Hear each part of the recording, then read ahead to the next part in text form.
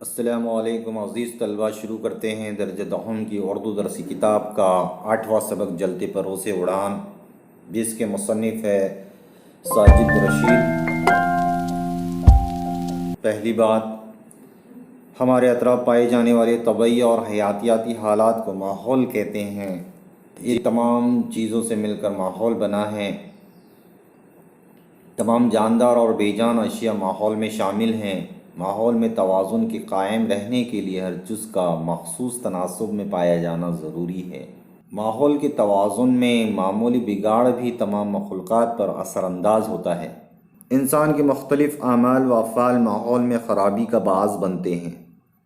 اعمال و افعال واو عطف والی ترکیب ہے بچوں۔ اعمال عمل کی جمع ہے، افعال جو فعل کی جمع ہے۔ کی آبادی، جنگلات کی کٹائی، عمارتوں کی تعمیر، صنعتوں کی ترقی، ایٹمی بھٹیاں اور ٹی وی اور موبائل ٹاور سے خارج ہونے والی لہروں وغیرہ سے نباتات، حیوانات و جمادات پر مضر اثرات پڑتے ہیں۔ حیوانات و جمادات واو عطف والی ترکیب ہے بچوں۔ ماحول میں اگر بگاڑ پیدا ہوتا ہے تو ظاہر سی بات ہے اس کا اثر جو ہے ماحول میں رہنے والے، چاہے وہ انسان ہوں، چاہے جانور ہوں، چاہے پیڑ پودے ہوں، ان پر پڑتا ہے۔ مصنف سے جان پہچان کر لیتے ہیں۔ ساجد رشید 11 مارچ 1955 کو بلرام پور یو پی کے ایک گاؤں میں پیدا ہوئے۔ ان کا شمار 1970 کے بعد ابھرنے والے معروف افسانہ نگاروں میں ہوتا ہے۔ وہ افسانے میں مقصدیت اور نظریے دونوں کے قائل تھے۔ ان کے افسانے سیاسی اور سماجی شعور سے بھرے نظر آتے ہیں۔ ریت گھڑی، نخلستان میں کھلنے والی کھڑکی، ایک چھوٹا سا جہنم اور ایک مردہ سر کی حقائق ان کے افسانوی مجموعے ہیں۔ انہیں ساہتیہ اکیڈمی کے انعام برائے ترجمہ اور کتھا ایوارڈ سے نوازا گیا تھا۔ ساجد رشید ایک بے باک اور اصول پسند صحافی تھے۔ ان کے مضامین زندگی نامہ کے نام سے شائع ہو چکے ہیں۔ انہوں نے نیا ورق نام کا ایک ادبی رسالہ بھی جاری کیا۔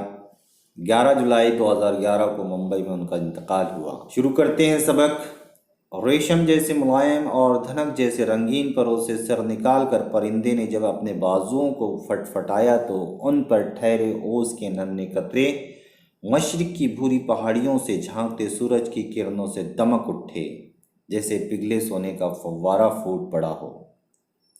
ریشم جیسے، دھنک جیسے، جی ہاں بچوں، پروں کے تعلق سے بتایا ہے پرندے کے۔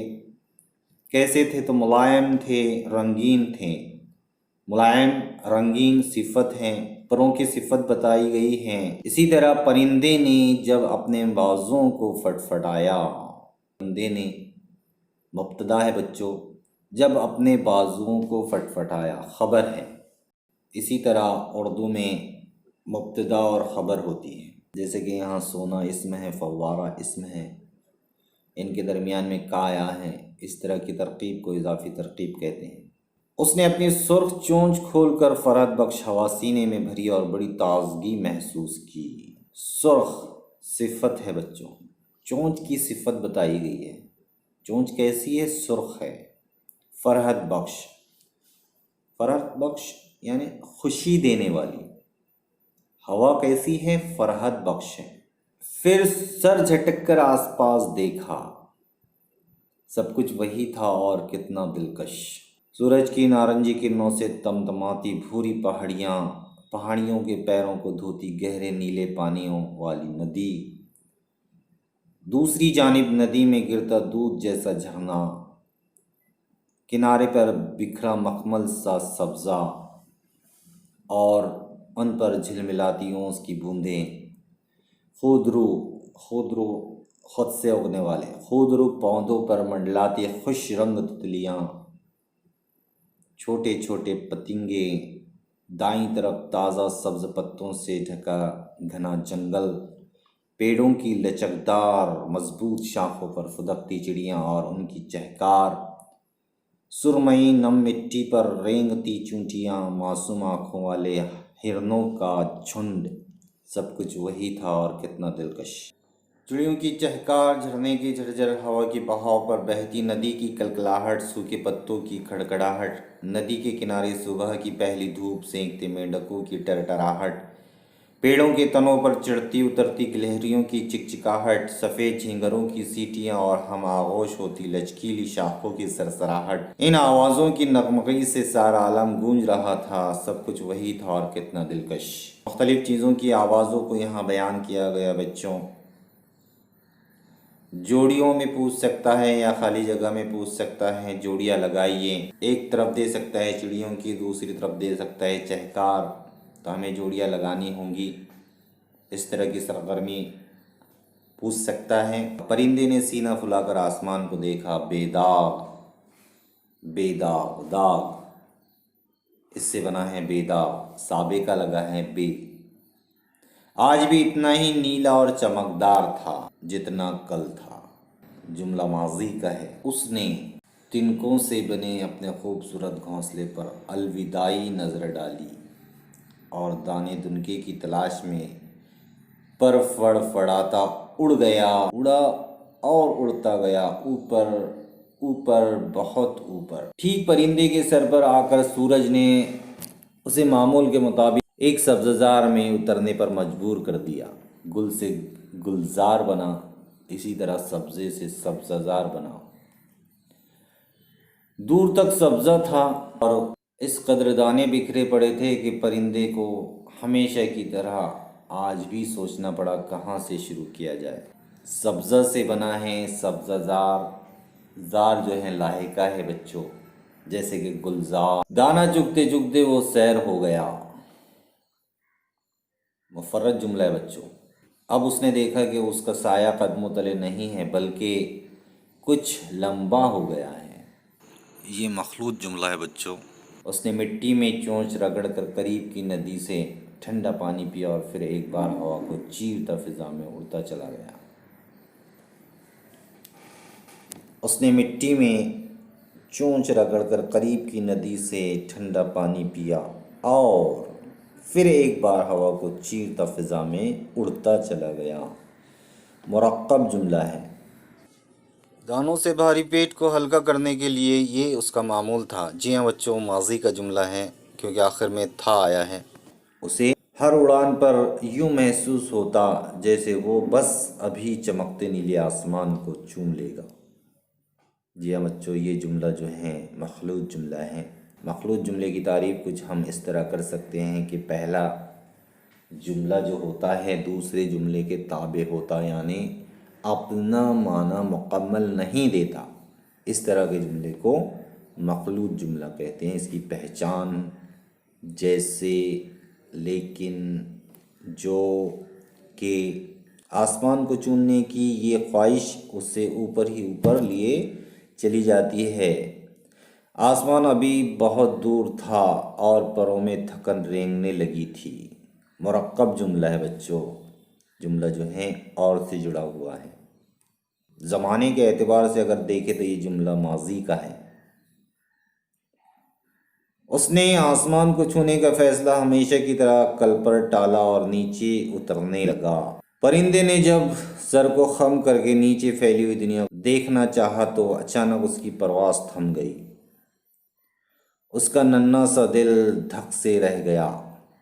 नीचे सारे में स्याही माइल धुंध फैली हुई थी, ऐसी धुंध के पेड़ पौधे, नदी नाले, पहाड़, झरने और मैदान जाने कहाँ खो गए थे। क्या ये सवेरे की धुंध है? लेकिन सवेरा अभी कैसे चला आया? और फिर सवेरे की धुंध तो बड़ी खुशगवार होती है, वह ऐसी कसीफ और मटमैली तो नहीं होती, और फिर इसमें खनकी भी तो होती है। तो फिर ये क्या है? कसीफ गाढ़ा। धुआं उसकी आंखों में जलन पैदा करने लगा था। माजी का जुमला है बच्चों। इसकी हल्की सी पहचान है, आखिर में था आया है। परों पर अपने छोटे से जिस्म का तवाज़ुन बरकरार रखते हुए जब वो धुएं के कसीब बादल में उतरा तो उसके सीने में चिंगारियां उतर गई। फेफड़ों में धुआं पत्थर हो गया। पत्थर होना, जम जाना। اور حلق میں چونٹیاں کاٹنے لگیں۔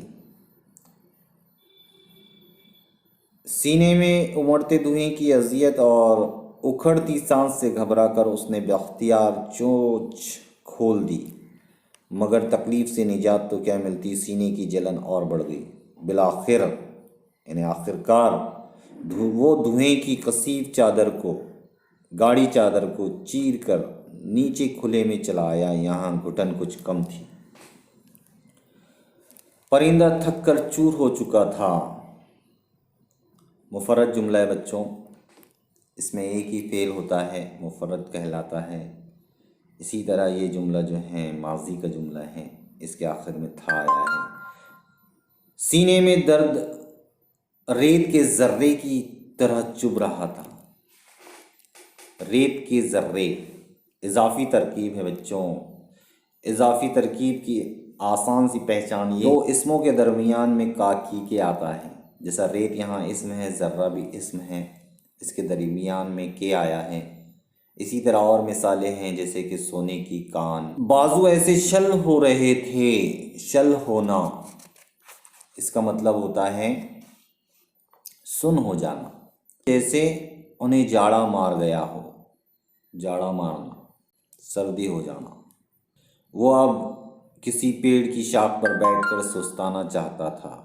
وہ اس میں ضمیر ہے بچوں، پیڑ کی شاخ اضافی ترکیب آئی ہے ایک بار اور، پیڑ یہاں اسم ہے، شاخ بھی اسم ہے، اس کے درمیان میں کی آیا ہے۔ اس طرح کی ترکیب کو ترکیب اضافی کہتے ہیں، اضافی ترکیب کہتے ہیں۔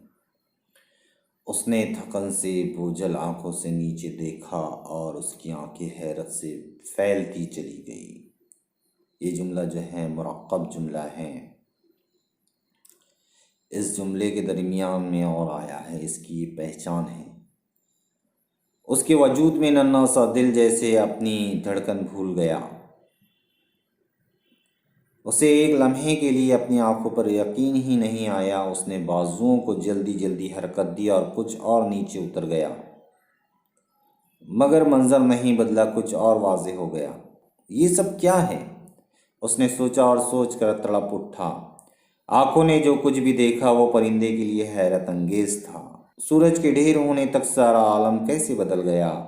کہاں ہیں وہ پیڑ پودے سبززار؟ کہاں ہیں وہ ندیاں نالے جھرنے؟ کہاں ہیں وہ غار ٹیلے پہاڑ؟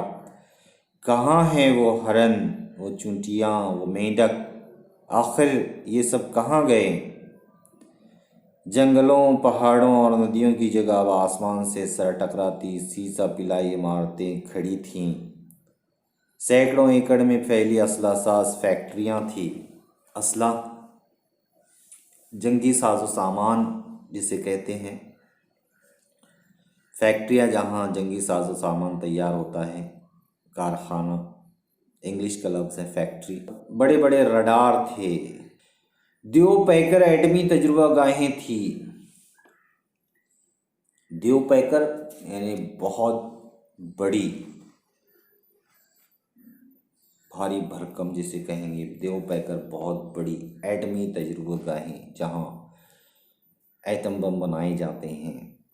سینہ تانے ٹی وی ٹاور کھڑے تھے، بڑی بڑی دوربینیں تھیں، برقی تاروں کا ایک جال تھا اور ایک کنارے پر ترتیب سے بنی ایٹمی بھٹیاں تھیں جن کی کشادہ چمنیاں دھواں اور زہر اگل رہی تھیں۔ اسلحہ ساز فیکٹریوں اور ایٹمی بھٹیوں سے گاڑھا کالا دھواں ہاتھیوں کی طرح جھومتا ہوا نکلتا اور فضا میں چادر کی طرح تن جاتا۔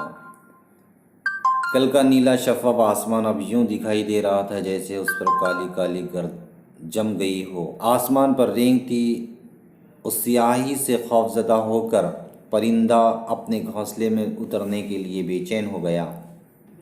ایسا کبھی نہیں ہوا تھا کہ وہ سورج بجھنے کے بعد اپنے گھونسلے کو لوٹا۔ آج کا جو دور ہے الیکٹرانک دور ہے، موبائل فون کا دور ہے، کمپیوٹر کا دور ہے، جگہ جگہ ٹاور لگے ہوئے ہیں اور ان ٹاور کے ذریعے جو ہیں پیغامات ایک جگہ سے دوسری جگہ جاتے ہیں۔ آسمان میں یہ پہلا موقع تھا کہ وہ اندھیرے میں گھر کر رہ گیا تھا۔ جی ہاں بچوں، تھکن سے ٹوٹتے ہوئے پنکھوں سے پرندہ کچھ اور نیچے آیا تو فضا میں دوڑتے مواصلاتی پیغامات اس کے پروں سے الجھ الجھ کر پرواز میں رکاوٹیں پیدا کرنے لگے۔ شعاؤں کا جال بچھا ہے، لیزر شعائیں جنہیں ہم کہتے ہیں۔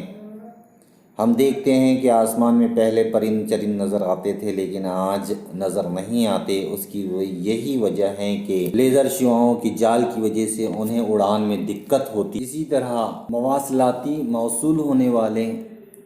حاصل ہونے والے پیغامات، پیغام کی جمع ہے۔ تھکن اس کے بازوؤں میں سوئیوں کی طرح چبھ رہی تھی اور اس کو اپنا وجود ناقابل برداشت بوجھ محسوس ہونے لگا۔ ناقابل برداشت زیر اضافت والی ترکیب ہے۔ ناقابل، کا لگا ہے نا، قابل اس سے ناقابل بنا ہے۔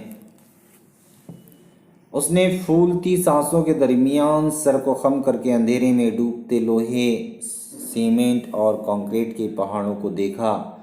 کوئی پیڑ، کوئی شاخ، کوئی سبز پتا، کہیں کچھ بھی نہیں۔ اف، یہ میں کس جہان میں آ پھنسا! کیا میری پرواز اتنی اونچی تھی کہ میں اپنی حدود سے باہر نکل آیا؟ مجھے لوٹنا ہوگا۔ مگر بازوؤں سے اٹھتی ٹیس اس کے ارادے پر بجلی بن کر گری۔ ٹیس تکلیف۔ جی ہاں بچوں، اندھیرے میں ڈوبتے لوہے، سیمنٹ اور کنکریٹ کے پہاڑ سے مراد یہاں بڑی بڑی عمارتیں ہیں۔ آگے بڑھتے ہیں، اب تو بس چند ہی لمحوں کی پرواز کی سکت ہے مجھ میں، اس کے بعد تو مجھے کہیں اترنا ہی ہوگا۔ سکت ہے، ہمت ہے، یعنی میں کچھ ہی لمحے پرواز کر سکتا ہوں، مگر کہاں؟ اس نے نیچے دیکھا، ہر طرف وہی بدلا ہوا منظر۔ ٹی وی ٹاور تھا جو غیر مرئی مناظر کو منتشر کر رہا تھا، یہاں بھی نہیں۔ بڑے بڑے نیون سائن بورڈ ٹنگے ہوئے تھے، یہاں بھی نہیں۔ نیون سائن بورڈ، رنگی روشنی کے بورڈ آپ نے دیکھے ہوں گے، رات میں آج کل ڈیجیٹل بورڈ نظر آتے ہیں جس کے اوپر لائٹ سے بنا ہوا، جیسے کہ ہماری ٹیوب لائٹ ہوتی ہے، ایسے ہی نیون سائن بورڈ بنائے جاتے ہیں۔ سیمنٹ کنکریٹ کے اسکائی اسکریپر منہ چڑھا رہے تھے۔ اسکائی اسکریپر، بڑی بڑی آسمان چھوتی عمارتیں، یہاں بھی نہیں۔ اسلحہ ساز فیکٹریوں کی چمنیاں دھواں اگل رہی تھی، یہاں بھی نہیں۔ اسلحہ، جنگی ساز و سامان کو کہتے ہیں بچوں، جہاں جنگی ساز و سامان تیار ہوتا ہے اسے اسلحہ ساز فیکٹریاں کہتے ہیں۔ کائنات کے سارے اسرار سے واقف دیو پیکر دوربینیں تھیں، یہاں بھی نہیں۔ بڑی بڑی دیو پیکر یعنی بہت بڑی بڑی دوربینیں جس سے آسمان کا جائزہ لیا جاتا ہے۔ آگ اور زہر اگلتی بڑی بڑی ایٹمی بھٹیاں تھیں، نہیں، یہاں بھی نہیں۔ تب کہاں سوچ کر وہ لرز گیا، گھبرا گیا۔ کیا میں واپس لوٹ سکوں گا ان ندیوں، پہاڑوں اور جنگلوں کو جہاں سے میں اڑا تھا؟ کیا اب میں اپنے نرم نرم گھونسلے میں اتر سکوں گا؟ کیا اب کبھی نیلے آسمان وسط میں تیرتے ہوئے میں نظروں کی آخری سرحد تک پھیلے گھاس کے میدان کا نظارہ کر سکوں گا؟ میری پیاس بجھانے کو کیا وہ ٹھنڈا پانی سکے گا؟ گھنے درختوں کی چھایا میں سستانے کسی ہرن کی پیٹھ پر بیٹھ کر کیا میں اس کی گردن کو گدگدا سکوں گا؟ کیا نم مٹی میں اپنے پنجوں کے نشان دیکھ سکوں گا؟ سوالات نے خوف میں ڈھل کر پرندے کو بدحواس کر دیا۔ کسی پیڑ کی زندہ شاخ کو پانے کے لیے اس نے زناٹے سے ایک غوطہ لگایا اور ایک دیو پیکر عمارت کی کھڑکی کے مضبوط شیشے سے جا ٹکرایا۔ پھر تو وہ کسی ڈوبتے جہاز کی طرح گاڑے کالے دھوئیں میں گھری عمارتوں کی نہ جانے کتنی کھڑکیوں سے سر ٹکراتا پھرا، مگر اسے واپسی کا راستہ نہ ملا۔ اب اس کے حواس جواب دے چکے تھے۔ وہ تھکن اور خوف سے کانپتے جسم کو سنبھال نہ سکا اور ایک ایٹمی بھٹی کے عین منہ پر اپنا توازن کھو بیٹھا۔ زہر نے پھیپھڑوں میں کانٹے بوئے اور شعلوں نے اس کے پروں کو چاٹ لیا اور گرد آلود تاریک آسمان پر دور تک ایک روشن لکیر پھیلتی چلی گئی۔ جب آگ پروں کو جلاتی اس کے دل تک پہنچی تب پرندے نے تڑپ کر نیچے اگے لوہے، آگ اور دھوئیں کے جنگل پر آخری نگاہ ڈال کر سوچا، کیا یہ میری آخری پرواز ہے؟ کیا اس سفاق ٹھوس زمین میں سے کوئی بیج اپنی ننھی سبز باہوں سے سیمنٹ کانکریٹ کے پہاڑوں کو چیر کر تنا اور درخت بننے کے لیے سر نہیں نکالے گا؟ وہ سارے ماہرین فلکیات جن کی آنکھیں بڑی بڑی دوربینوں میں گڑی رہتی ہیں اور جو کائنات میں نمودار ہونے والے ایک ایک ستارے کی خبر رکھتے ہیں، وہ عین اپنے سر پر ایک پرندے کے وجود کے خاک ہو کر فضا میں بکھرنے کے حادثے سے لا علم ہی رہے۔ یہاں یہ ہمارا سبق ختم ہوتا ہے۔ اس سبق پر مشتمل تمام سرگرمیوں کے ساتھ اگلا ویڈیو پیش کیا جائے گا انشاءاللہ۔